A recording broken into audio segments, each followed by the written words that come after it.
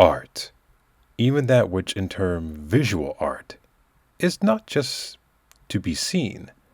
It is a multi-sensory experience. It just so happens that some sensations are only to be experienced by the artists. I believe it's this, beyond the act of creation, that links the artist too intimately with her work. I remember the first time I saw him. 6 feet of rippling muscles with soft pony hair that flapped in the breeze as he jogged through the park that morning. The sound of his deep, baritone voice saying, "Yes," still echoes in my ears. And then the touch of his hand, softer than I would have guessed, as I led him up to the back stairs of my studio.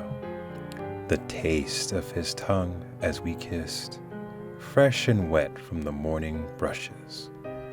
And finally, the musky scent that greeted me as I sought my prize. He was perfect, my inspiration. He inspired me to paint, as they all do. Sometimes I don't know what if I desire them more, warming my bed or coloring my canvas. He was so lovely to work with as well, hardly a moment out of place, hardly a single interruption. As my muse, he ignited my senses once again. I salivated at the sight of his body, now fully revealed to me in all its glory. The satisfying squish of my brush delights my ears as I dabbed it into the color, and that, the roughness of the canvas in stark contrast to his sweet skin. The burnt taste of the black coffee that fueled me to complete my work. And at last, the fumes of the paint thinner below that waited for me to clean my brush between colors. The colors! The colors I saw in him were greater in number than most would imagine. They were the pinks and yellow and brown one expects, but I saw so much more. This exquisite young man impressed me with a varied rainbow of shades and hues. I needed to capture them all, steal them for my very own. I needed to immortalize them forever on my canvas.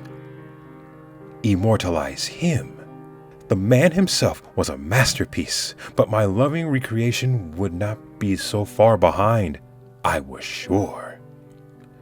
Sometime, however, even the surest of roads have a bump or two. It was just as I was aiming my brush for a dollop and delicious red that I heard an unanticipated sound. It was my young man. He was moaning. I watched in surprise as his limbs began to move. "What are you doing?" I demanded. I couldn't understand the sudden change of him coming over. He had been so still up to now. The worst was yet to come. His moanings grew louder.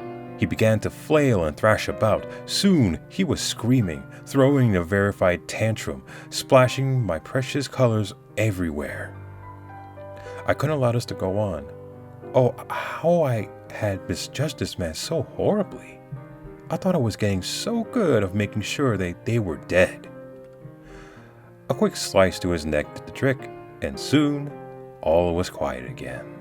I carefully examined my subject to ensure that all was still well with it. Oh good, I thought. Even with all that thrashing, he didn't seem to have bloodied the fruit. I sat back down again on my easel. After a quick reach inside the young man to ensure that his heart and lungs had totally ceased, I have heaved a sigh of relief and resumed painting my still life. The blood that pooled in his flail open stomach was quite a perfect match for a red delicious apple.